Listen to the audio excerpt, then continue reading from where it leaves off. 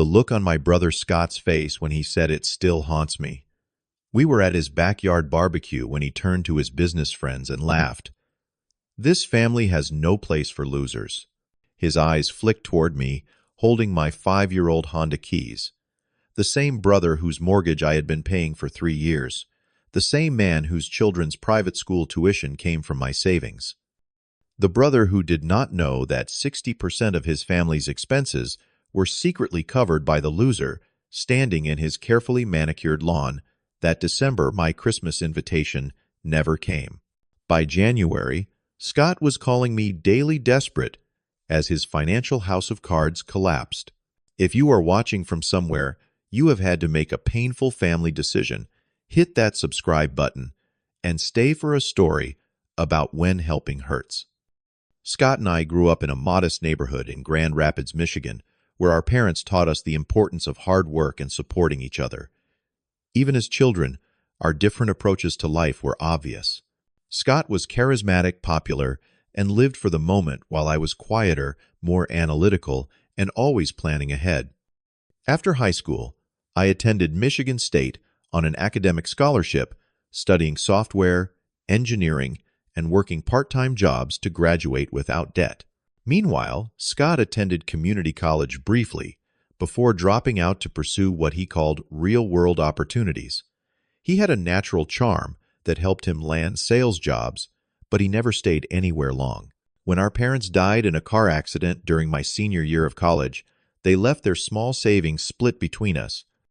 I invested mine carefully, while Scott used his portion as a down payment on a house that was beyond his means, convinced his commission-based income would grow to cover the payments. Despite our differences, I always admired Scott's optimism and confidence. When he met Diane at 25, I was thrilled to see him settle down. They married quickly and soon welcomed their son Ryan, followed 2 years later by their daughter Lily. On paper, Scott seemed to be thriving. He took a job at a luxury car dealership, bought a larger house in an upscale suburb, and projected an image of success. Diane quit her nursing job to stay home with the children, and they enrolled both kids in expensive private schools. From the outside, they appeared to be living the American dream. What nobody knew was that Scott was financially drowning. His income was inconsistent with occasional big commissions, followed by months of minimal sales. Instead of adjusting their lifestyle to this reality, Scott and Diane kept up appearances by accumulating massive debt. I discovered the truth 5 years ago when Scott called me at 2 in the morning, his voice breaking, as he admitted they were 3 months behind on their mortgage and facing foreclosure. Diane and the kids had no idea how dire their situation had become. That night, I logged into my investment account and transferred enough money to bring their mortgage current, telling myself it was a one-time emergency. It was the beginning of a pattern. What started as occasional financial help during temporary setbacks evolved into regular subsidies. I paid for Lily's braces and Ryan's sports equipment. I covered their property taxes when Scott claimed to be just a little short this quarter. When their furnace failed in the middle of winter, I funded the replacement, all while Scott maintained the fiction of success to his wife, children, and social circle.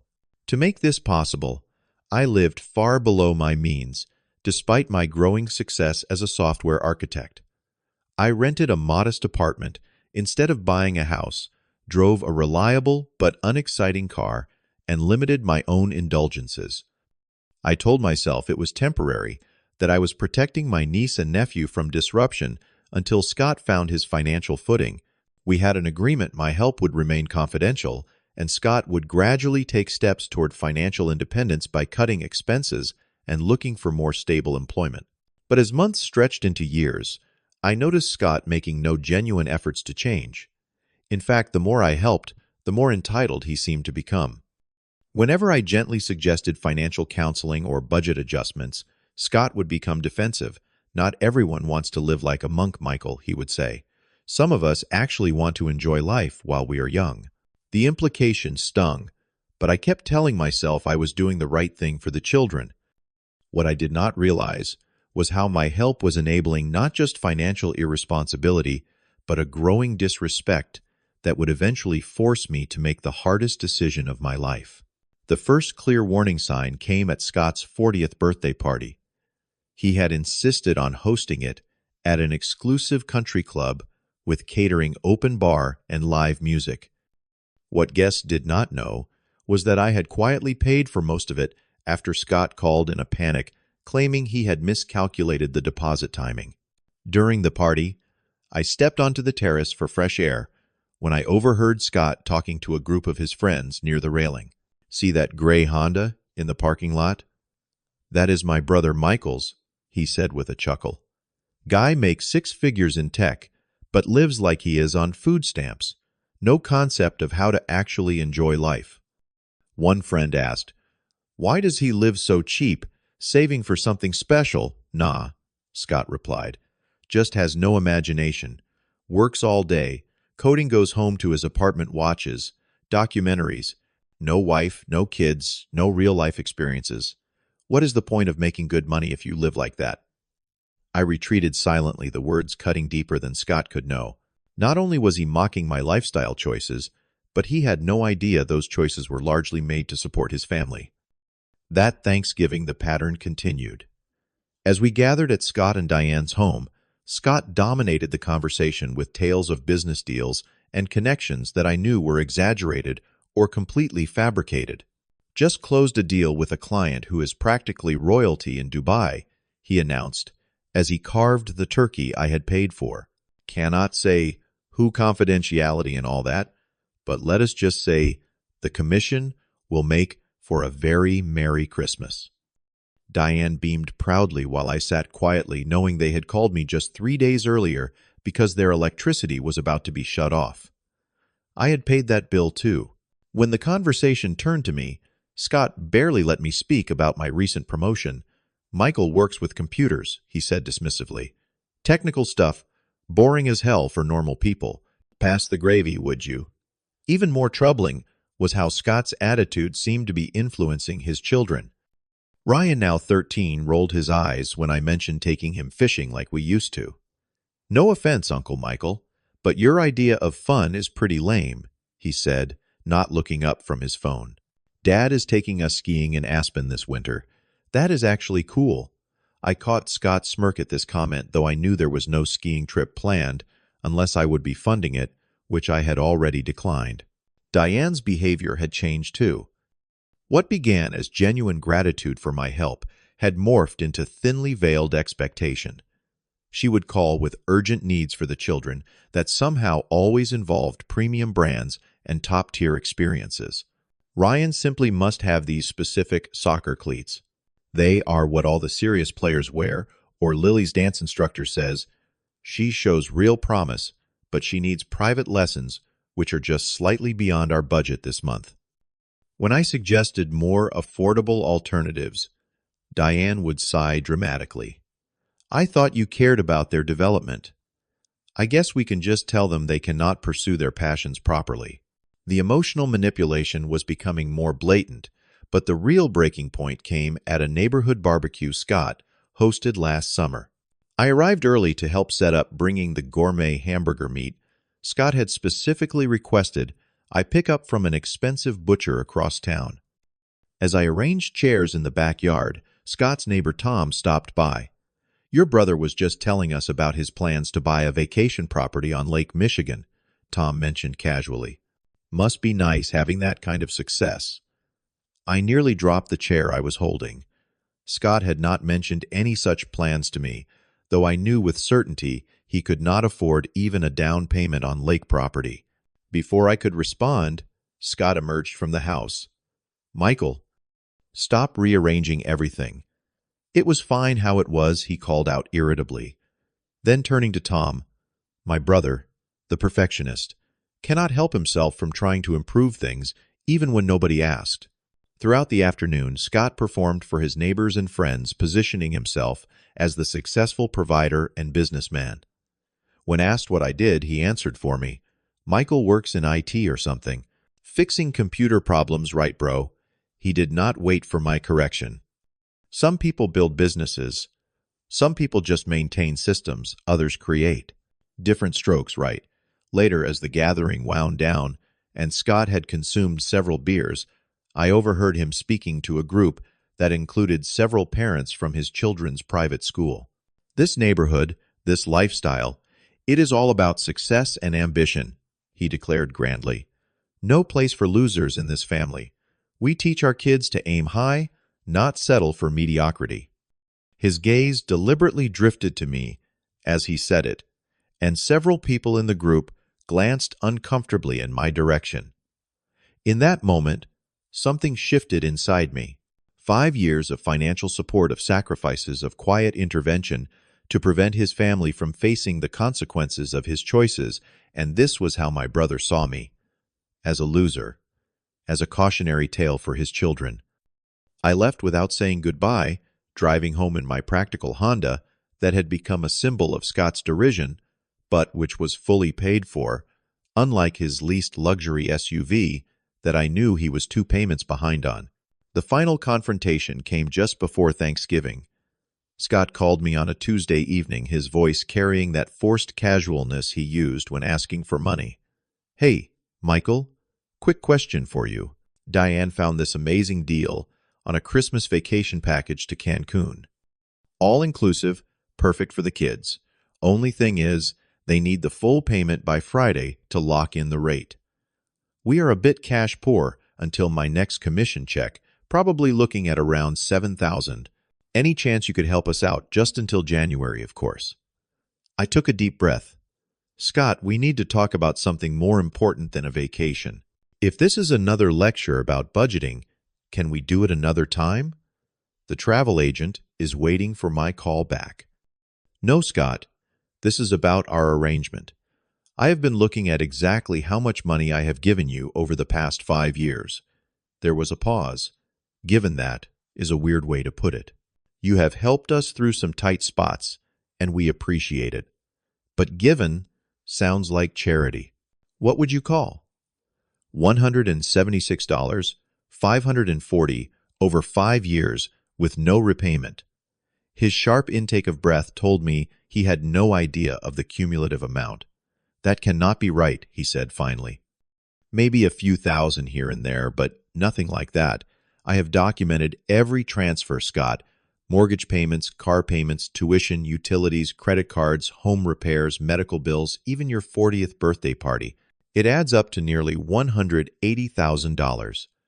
Silence stretched between us until Scott cleared his throat. "Well, that is what family does, right? We help each other.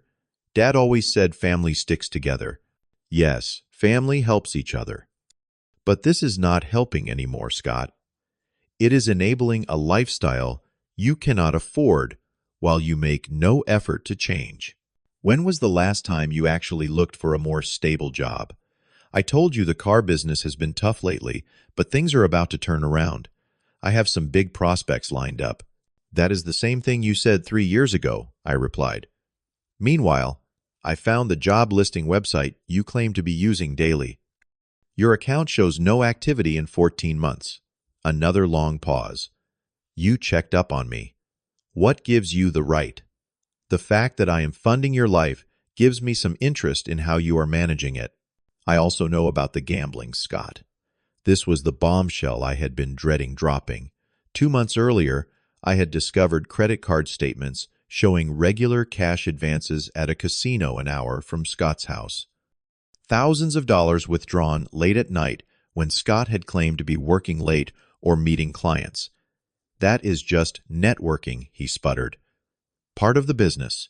You meet the right people at those places." "Stop lying to me," I said quietly. "I cannot do this anymore. I am done financing your false image while you mock my lifestyle and call me a loser behind my back. What are you talking about?" His voice rose defensively. "I heard you at the barbecue, Scott. No place for losers in this family. I heard you at your birthday party too, and countless other times. You take my money while treating me with contempt." Scott switched tactics. "Look, I might have said some stupid things when drinking with friends. You know how it is, just guy talk. I did not mean anything by it. It does not matter anymore. I am cutting off financial support effective immediately. The automatic payments to your mortgage and car loans have been stopped. You need to tell Diane the truth and figure out your next steps." "You cannot do that," Scott shouted, panic, replacing his usual confidence. "We have expenses, commitments. The kids have activities, tuition payments." "Yes, you do. And they are your responsibility, not mine." "I am sorry, Scott, but this has to end." He hung up on me. What followed was a barrage of texts and calls. First angry, then pleading, finally threatening. Diane called next, crying about the children and how they would suffer. I held firm, though each message tested my resolve.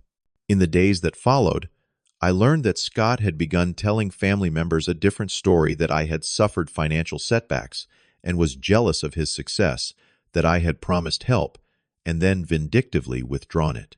Most surprisingly, he told everyone I had decided not to participate in family gatherings anymore, to focus on my career. When December arrived, I received holiday cards and invitations from extended family, but nothing from Scott and Diane. Through our cousin Jack, I learned that Scott had told everyone I had declined their Christmas invitation to travel for work, an invitation that had never been extended. For the first time in my adult life, I spent Christmas away from my niece and nephew. I volunteered at a local shelter instead, finding unexpected peace in the simple act of serving others who were genuinely appreciative. In early January, my caller ID showed Scott's number nearly every day. I finally answered after the new year. "What is it, Scott?" I asked. His voice was uncharacteristically subdued. "The bank called about the mortgage, and Diane found out everything.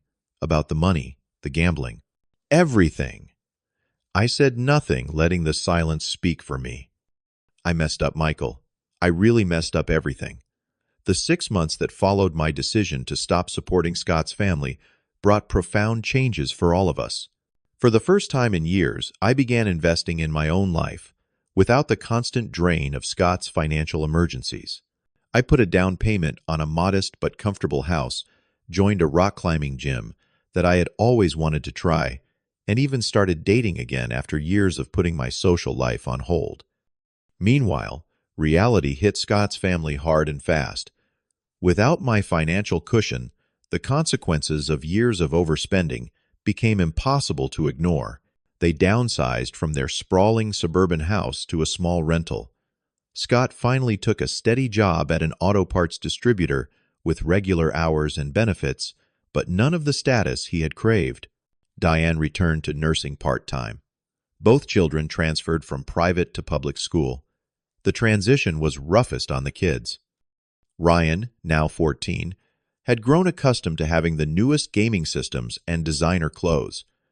Lily, at 12, had to leave her exclusive dance academy for community center classes. I worried about them constantly feeling guilt, despite knowing the situation was not of my making. 3 months after our falling out, I received a text message from Lily Uncle Michael. "I miss you. Can we get ice cream sometime?" That simple message led to cautious reconnection with my niece and nephew. I took them for ice cream, careful to focus on spending time together rather than buying things. Gradually, I saw changes in them too. Ryan stopped asking for expensive gifts and seemed more engaged in our conversations. Lily showed me a dance routine she had choreographed herself proudly, explaining how she was helping younger kids in her new dance class. Scott remained distant, his pride clearly wounded. Diane was civil but cool when I dropped the children off, the warmth of our former relationship replaced by polite formality. The real breakthrough came unexpectedly. One evening in June, as I was working in my garden, Scott's car pulled into my driveway. He sat there for several minutes before finally getting out and walking hesitantly toward me. "Nice place," he said, looking around at the modest house I had purchased. "Suits you." "Thanks," I replied, waiting to see why he had come. Scott shifted uncomfortably. "Look, I am not good at this, but I need to say I am sorry. Not just for the money, but for how I treated you." The things I said, I set down my garden tools and faced him. "It was never about the money, Scott. It was about respect." He nodded, looking at the ground. I know that now. I thought success meant having things looking the part. I was so focused on appearances that I could not see what was real. He gestured toward my house. You built something genuine while I was building a house of cards. We talked for hours that evening, more honestly than we had in years. Scott admitted to the gambling problem that had accelerated his financial troubles and shared that he had been attending support meetings. He spoke about the humiliation of having to tell Diane the truth about their finances, but also the surprising relief of no longer maintaining the exhausting facade. The kids are actually doing better, he confessed. Ryan made the soccer team at his new school, and Lily loves her science class. Turns out, private school was more about my ego than their needs. By the time Christmas came around again, our relationship had shifted to something new and unfamiliar, but ultimately healthier. The holiday gathering at Scott and Diane's rental home was modest compared to previous years. The children received fewer gifts, but there was genuine appreciation for each one. The meal was potluck style, with everyone contributing what they could. Scott pulled me aside as we were helping with dishes. "I want you to know something," he said quietly. "I am proud of you. Always have been, though I was too insecure to show it. You were never the loser in this family. That was me. We were just on different paths," I replied, "neither better than the other." He shook his head. "No, you were right all along. About money, about what matters." I wish I had listened sooner. The journey back to trust continues. Some days are easier than others. Scott occasionally slips into old patterns of exaggeration or status seeking, but he catches himself more quickly now. Diane and I have rebuilt a friendship based on mutual respect rather than financial dependence. The children are thriving in ways that have nothing to do with material possessions. As for me, I have learned that true generosity means helping people grow, not enabling them to avoid reality. Sometimes the most loving thing we can do for family is to stop rescuing them from the consequences of their choices. Real support builds independence and dignity, not dependency and resentment. I have also learned that setting boundaries is not selfish, but essential for healthy relationships. By reclaiming my financial autonomy and self-respect, I ultimately helped Scott find his way back to what truly matters. Sometimes, the hardest decisions lead to the greatest healing. Have you ever had to make a difficult choice with family that proved to be right in the long run? Share your experience in the comments below. If this story resonated with you, please hit the like button, subscribe to hear more stories about family dynamics and personal growth, and share with someone who might be struggling with similar challenges. Thank you for listening, and remember that sometimes true family support means loving someone enough to stop enabling harmful patterns.